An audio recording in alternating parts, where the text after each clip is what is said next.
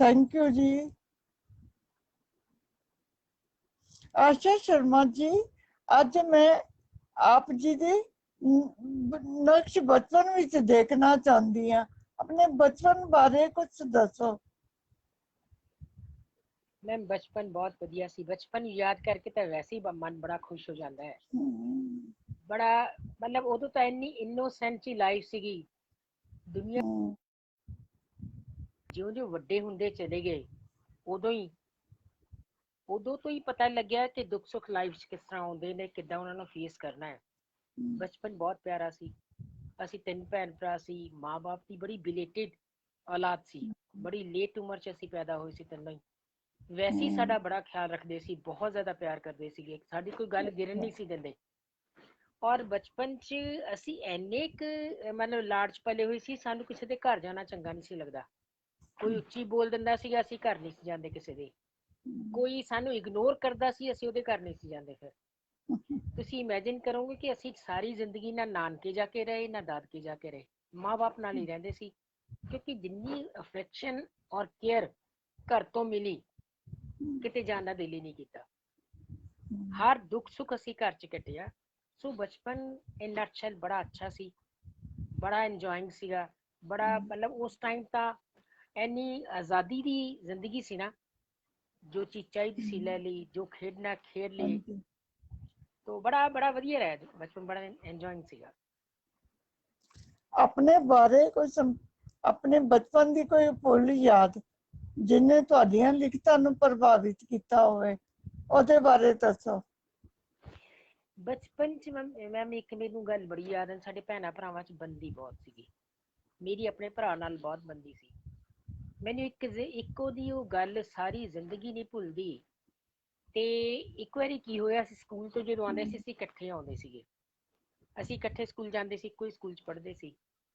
ते मेरा ब्रदर सी जिहड़ा, ਉਹ ਇੱਕ ਵਾਰੀ ਨਾ ਅਸੀਂ, ਮੈਂ ਉਹਨੂੰ ਕਹਿਤਾ ਇੱਕ ਨਾ ਰਸਤੇ 'ਚ ਪੇੜ ਆਉਂਦਾ ਸੀ ਖਜੂਰਾਂ ਦਾ, ਬੜੀਆਂ ਲਾਲ ਖਜੂਰਾਂ ਲੱਗੀਆਂ। ਮੈਂ ਉਹਨੂੰ ਕਿਹਾ ਵੀ ਖਜੂਰਾਂ ਬਹੁਤ ਵਧੀਆ ਹੁੰਦੀਆਂ ਨੇ।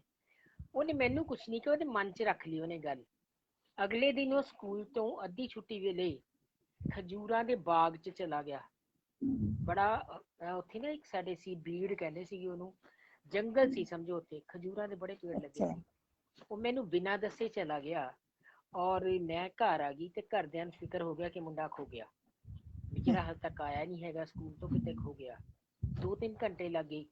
ਜਦੋਂ ਆਇਆ ਉੱਥੋਂ, ਮੈਨੂੰ ਅੱਜ ਵੀ ਯਾਦ ਹੈ, ਸਫੇਦ ਕੁੜਤਾ ਪਜਾਮਾ ਉਹਦੇ ਪਾਇਆ ਹੋਇਆ ਸੀਗਾ ਕਿ ਉਹਨੇ ਆਪਣੇ ਕੁੜਤੇ ਦੀ ਪੱਲੇ ਦੇ ਅੰਦਰ ਇੰਨੀਆਂ ਕੁ ਖਜੂਰਾਂ ਭਰੀਆਂ ਹੋਈਆਂ ਸੀ, ਉੱਥੋਂ ਤੋੜ ਕੇ ਲਿਆਇਆ। ਪਸੀਨੋ ਪਸੀਨਾ ਹੋਇਆ ਪਿਆ, ਔਰ ਲਾਲ ਉਹਦਾ ਮੂੰਹ ਹੋ ਗਿਆ ਧੁੱਪ ਦੇ ਵਿੱਚ ਉੱਥੇ ਖਜੂਰਾਂ ਤੋੜਦੇ ਤੋੜਦੇ। ਤੇ ਜਦੋਂ ਘਰ ਆਇਆ, ਮੇਰੇ ਦਾਦਾ ਜੀ ਸਾਡੇ ਕੋਲ ਆਏ ਹੋਏ ਸੀਗੇ। ਮੇਰੇ ਫਾਦਰ ਦੇ ਪਰੇਸ਼ਾਨ ਹੋ ਆਵਾਜ਼ ਦਿੱਤੀ, ਚੰਨੂ ਆ ਜਾ,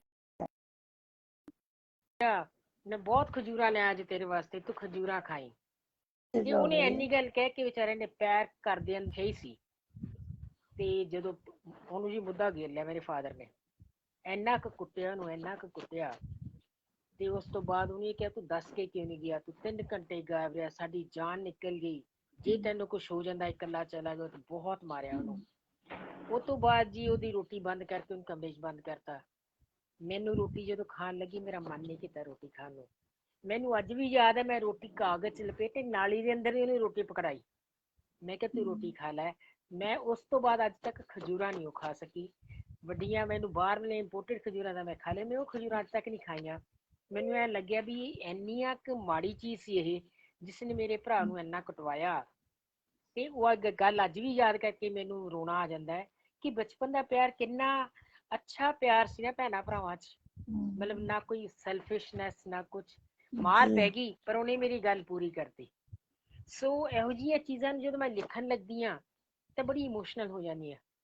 ਬਚਪਨ ਦੀਆਂ ਕਈ ਚੀਜ਼ਾਂ ਬੜੀਆਂ ਟੱਚਿੰਗ ਹੁੰਦੀਆਂ, ਬੜੀਆਂ ਇਮੋਸ਼ਨਲ ਹੁੰਦੀਆਂ। ਇੱਕ ਵਾਰੀ ਮੈਂ ਤੁਹਾਨੂੰ ਗੱਲ ਸੁਣਾਉਣੀ ਮੇਰੇ ਮਦਰ ਦੀ। ਅਸੀਂ 3 ਭੈਣ ਭਰਾ ਸੀ, ਤਿੰਨੇ ਜਦੋਂ ਕਾਲਜ ਜਾਣ ਲੱਗੇ ਤਾਂ ਫਾਦਰ ਇਕੱਲੇ ਕਮਾਉਣ ਵਾਲੇ ਸੀਗੇ। ਹਾਲਾਂਕਿ ਮੇਰੇ ਦਾਦਾ ਜੀ ਸੈਸ਼ਨ ਜੱਜ ਸੀ, ਪਰ ਸਾਨੂੰ ਮਿਲਿਆ ਕੱਖ ਨਹੀਂ ਸੀ ਉੱਥੋਂ। ਅਸੀਂ ਆਪਣੀ ਜ਼ਿੰਦਗੀ ਆਪ ਹੀ ਕੱਟੀ। ਤੇ ਮੇਰੇ ਫਾਦਰ ਇਕੱਲੇ ਸੀ, ਸਰਵਿਸ ਕਰਦੇ ਸੀਗੇ। ਤੇ ਦੋਵਾਂ ਦੀ ਐਡਮਿਸ਼ਨ ਹੋ ਗਈ। ਮੇਰੀ ਐਡਮਿਸ਼ਨ ਦੀ ਫੀਸ ਤੇ ਪੈਸੇ ਘੱਟ ਗਏ। ਤੇ ਮੇਰੇ ਫਾਦਰ ਕਹਿੰਦੇ ਵੀ ਇਹਦੀ ਐਡਮਿਸ਼ਨ ਰਹਿਣ ਦਿਓ ਤੇ ਅਗਲੇ ਸਾਲ ਦੇਖਾਂਗੇ। ਤੇ ਮੇਰੇ ਮਦਰ ਨੇ ਇੱਕਦਮ ਉਹਨਾਂ ਕੋਲੇ ਚਾਂਦੀ ਦੇ ਕਾਫੀ ਬਰਤਨ ਸੀ, ਬੜੇ ਰਾਇਲ ਫੈਮਿਲੀ ਤੋਂ ਸੀਗੇ। ਉਹਨਾਂ ਨੇ ਚਾਂਦੀ ਦਾ ਇੱਕ ਗਲਾਸ ਕੱਢਿਆ, ਕਹਿੰਦੇ ਨਹੀਂ ਇਹਦੀ ਐਡਮਿਸ਼ਨ ਕਹਿੰਦੇ ਮੈਂ ਬਰਾਬਰ ਕਰਾਵਾਂਗੀ। ਇਹਦੇ ਦਿਲ 'ਚ ਇੱਕ ਵਹਿਮ ਆ ਜਾਏਗਾ ਕਿ ਮੈਨੂੰ ਸ਼ਾਇਦ ਇਹਨਾਂ ਨੇ ਪੜ੍ਹਾਉਣ ਤੋਂ ਬੰਦ ਕਰਤਾ ਜਾਂ ਮੇਰੀ ਪੜ੍ਹਾਈ ਬੰਦ ਕਰਤੀ, ਤੇ ਇਹਦੇ ਮੈਂ ਚਾਂਦੀ ਦਾ ਗਲਾਸ ਵੇਚ ਦੇਣੀ ਆ ਤੇ ਮੈਂ ਇਹਦੀ ਫੀਸ ਭਰਾਂਗੀ। ਮੈਂ ਬੱਚੇ ਦੀ ਕੰਪਲੈਕਸ ਨਹੀਂ ਆਉਣ ਦੇਣਾ। ਪਰ ਉਹ ਤੋਂ ਬਾਅਦ ਮੈਨੂੰ ਐਡਮਿਸ਼ਨ ਵੀ ਹੋਈ, ਸਭ ਕੁਝ ਹੋਇਆ, ਗਿਲਾਸ ਵੀ ਨਹੀਂ ਵਿਕਿਆ। ਪਰ ਉਹ ਭਾਵਨਾਵਾਂ, ਉਹ ਸੋਚ, ਉਹ ਬੱਚਿਆਂ ਨੂੰ ਇੱਕ ਲੈਵਲ ਤੇ ਇਕੁਐਲਿਟੀ ਦੇਣਾ, ਕੁੜੀਆਂ ਮੁੰਡਿਆਂ 'ਚ ਫਰਕ ਨਾ ਰੱਖਣਾ, ਬੜੀ ਮੈਨੂੰ ਅੱਛੀ ਲੱਗੀਆਂ ਸੀ ਉਹ ਗੱਲਾਂ। ਔਰ ਮੈਨੂੰ ਲੱਗਦਾ ਸੀ ਸਾਨੂੰ ਸੰਸਕਾਰ ਬਹੁਤ ਅੱਛੇ ਮਿਲੇ, ਪੇਰੈਂਟਸ ਤੋਂ ਬਹੁਤ ਹੀ ਅੱਛੇ ਸੰਸਕਾਰ ਮਿਲੇ। ਮੈਨੂੰ ਯਾਦ ਹੈ ਸਾਡੇ ਨਾ ਅੰਬਾਂ ਦੇ ਬਾਗ ਹੁੰਦੇ ਸੀ ਪਿੰਡ 'ਚ, ਸਾਡੀ ਪ੍ਰੋਪਰਟੀ ਬਹੁਤ ਸੀ ਪਿੰਡ 'ਚ, ਪਰ ਸਾਨੂੰ ਮਿਲਿਆ ਨਹੀਂ, ਉਹ ਗੱਲ ਅਲੱਗ ਸੀ। ਅਸੀਂ ਜਦੋਂ ਪਿੰਡ ਜਾਂਦੇ ਤਾਂ ਮੇਰੀ ਦਾਦੀ ਮਾਂ ਨੇ ਕਹਿਣਾ ਅੰਬ ਤਾਂ ਦੇ ਟੋਕਰਿਆਂ ਦੇ ਟੋਕਰੇ ਭਰ ਕੇ ਉਹਨੇ ਗਿਣਨੇ ਸ਼ੁਰੂ ਕਰ ਦੇਣੇ।